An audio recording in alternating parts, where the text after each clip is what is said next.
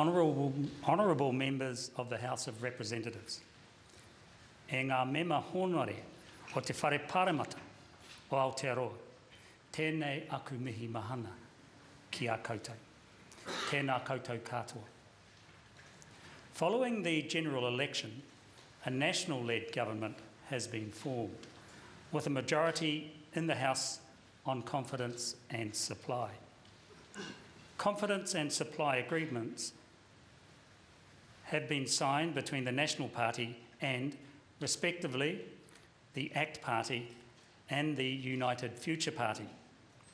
A relationship accord and confidence and supply agreement has been signed with the Māori Party. These agreements will enable the government to operate in an effective, stable and inclusive manner. Honourable members, the government has a comprehensive policy agenda and a substantial legislative program that it will put before the House in the forthcoming session. The government is focused on returning to surplus, and its long-term fiscal objective remains to reduce net core Crown debt to 20% of GDP by 2020. Around $1 billion of the operating allowance in each budget will be used to increase spending, with the remainder set aside for tax reductions and further debt repayment, depending on economic and fiscal conditions at the time. ACC levies will be reduced in 2015, and more reductions are expected from 2016 as the 3 levy accounts are now fully funded.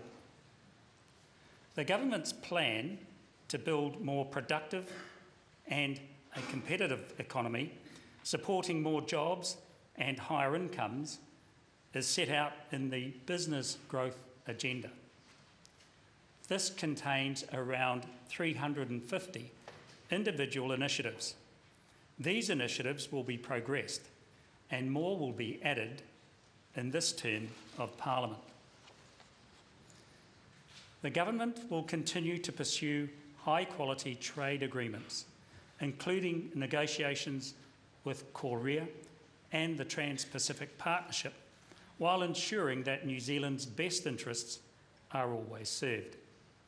More investment will be made in New Zealand trade and enterprise to expand the number of businesses it works with and increase its international footprint.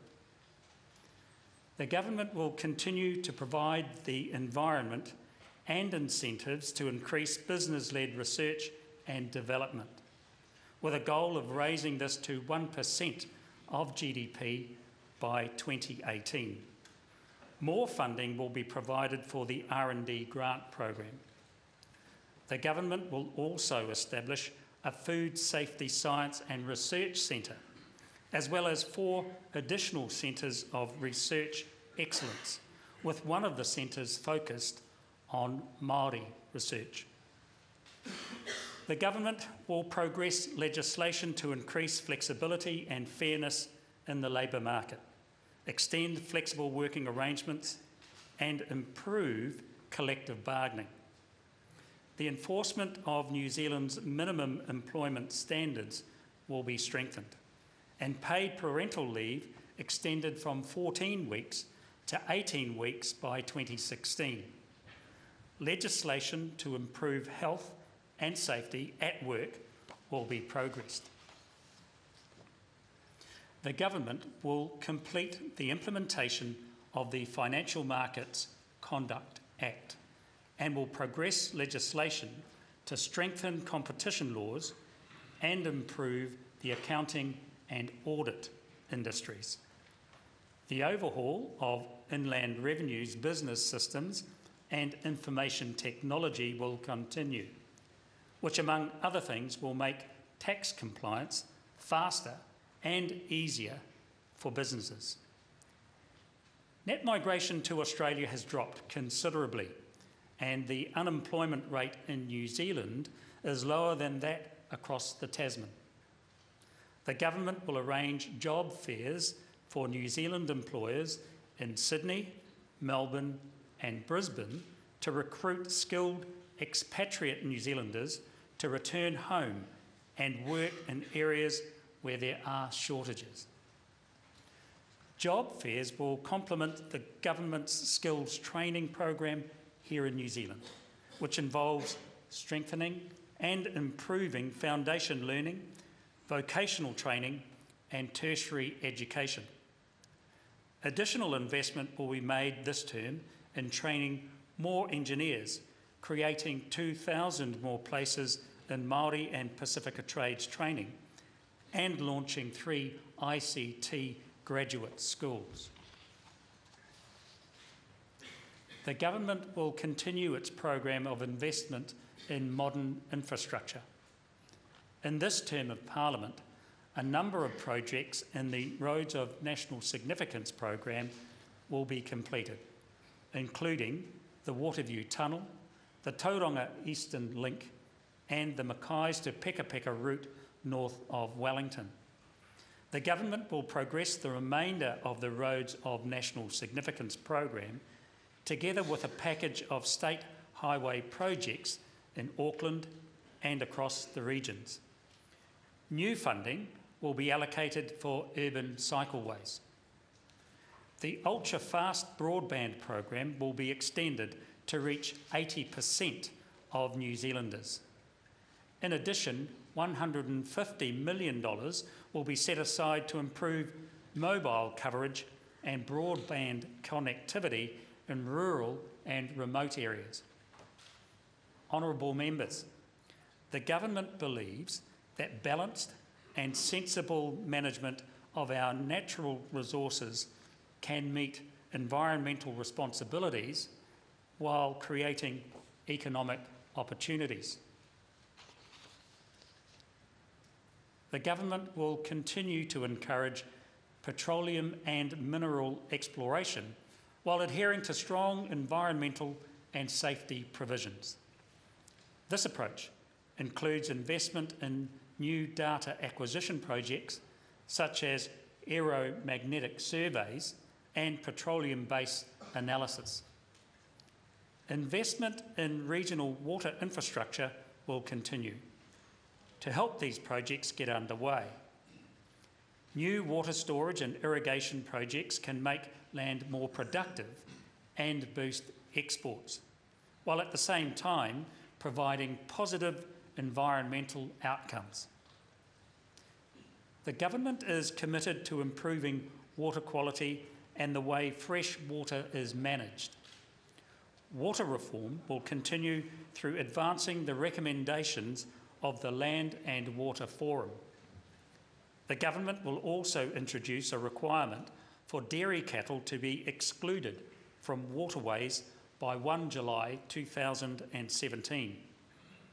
Coupled with this, the government has set aside $100 million to voluntarily buy and retire areas of selected farmland next to important waterways to create an environmental buffer.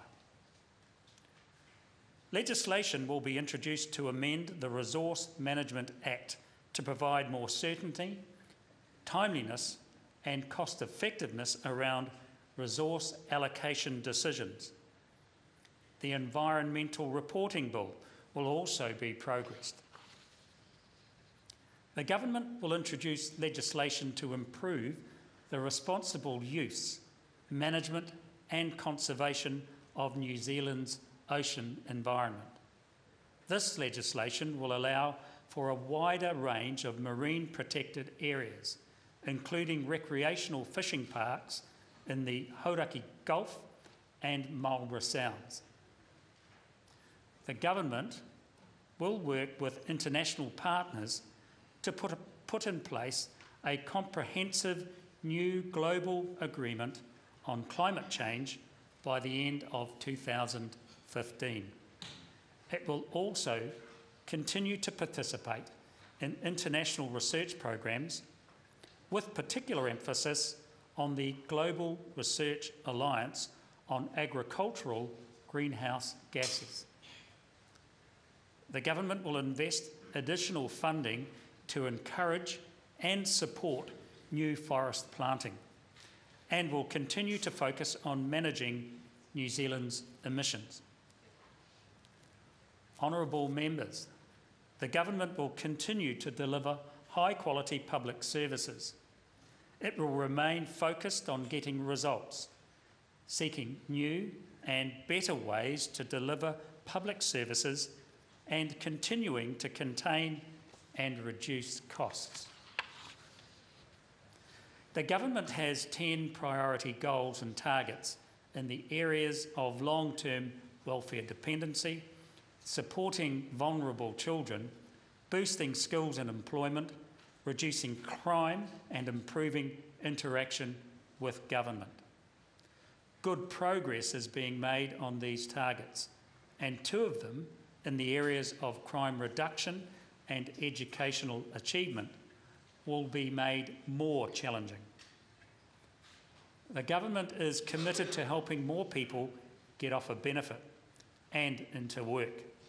It will work to reduce the number of people receiving a benefit and reduce the lifetime costs of the welfare system.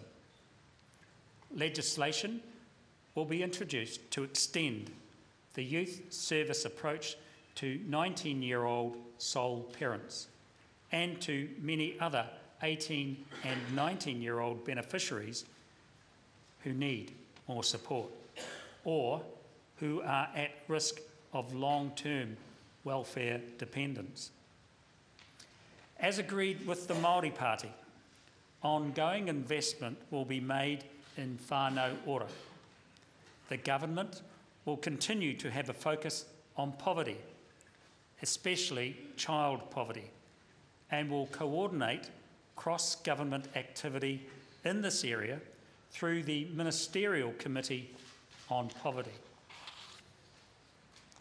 The government will also have a focus on housing in this parliamentary term.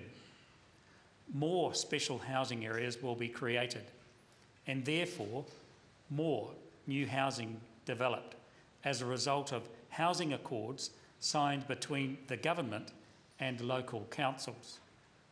Changes to the Resource Management Act will assist housing supply in the longer term.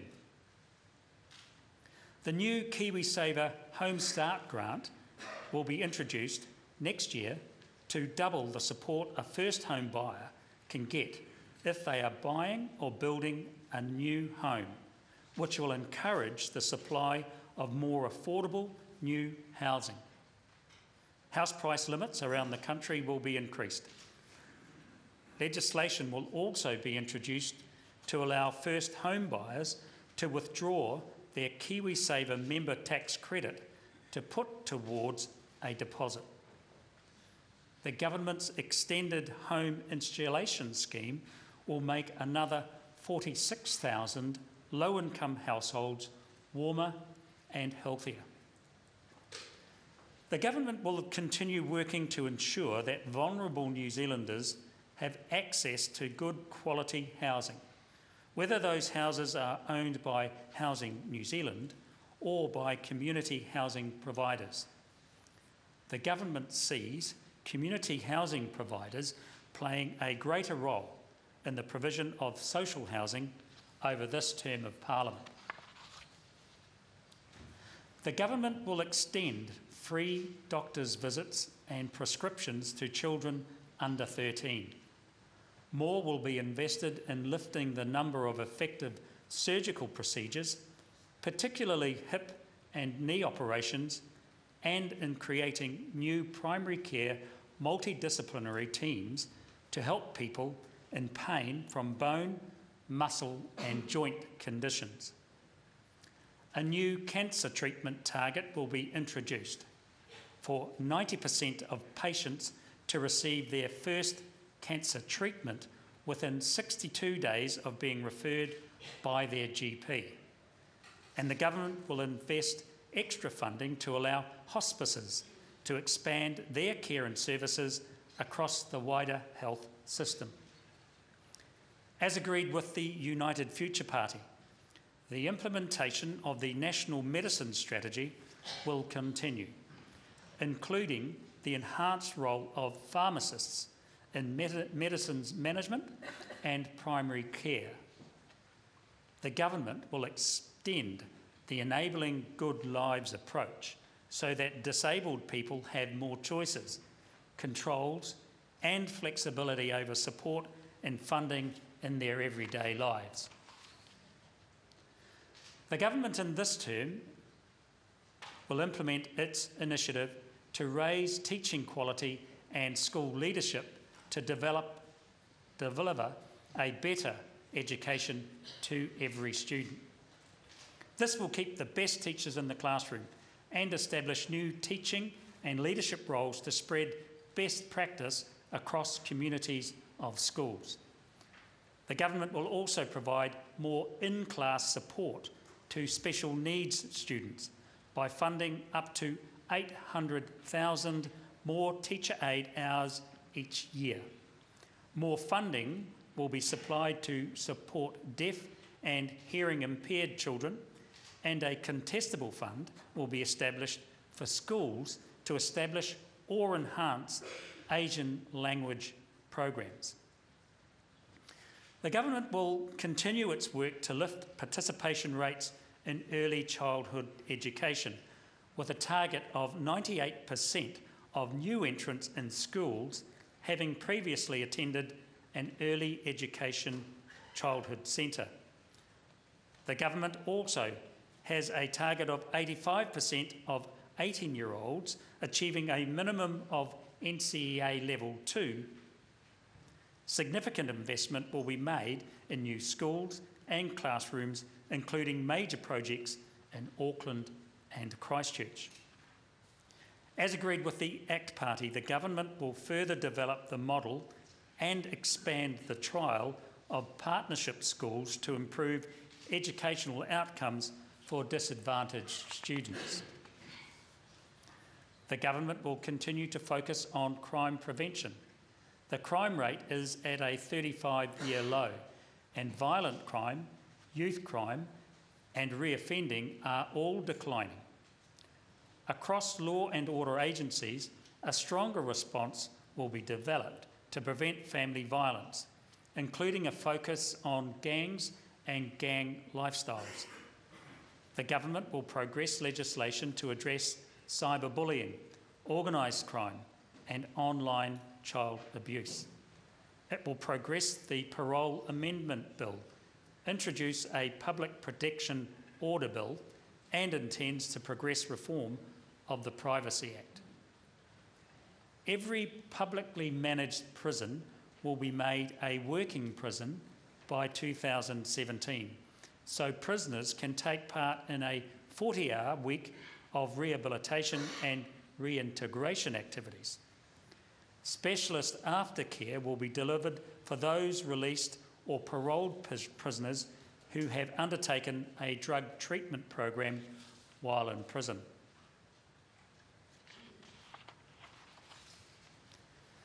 The government has already commenced work on a review of settings in relation to foreign terrorist fighters taking part in or returning from conflict zones. The rapid rise of the Islamic State of Iraq and Levant poses international, regional and local risks which the government will respond to in a responsible way. As has been well signalled, the government will put a possible change of New Zealand's flag to a public vote this term. There will be no presumption of change, but there will be a very open process which will welcome and encourage full public input and debate. Honourable members, the government is continuing to stand beside the people of Canterbury as good progress is made on the earthquake rebuild. The rebuild will continue to occupy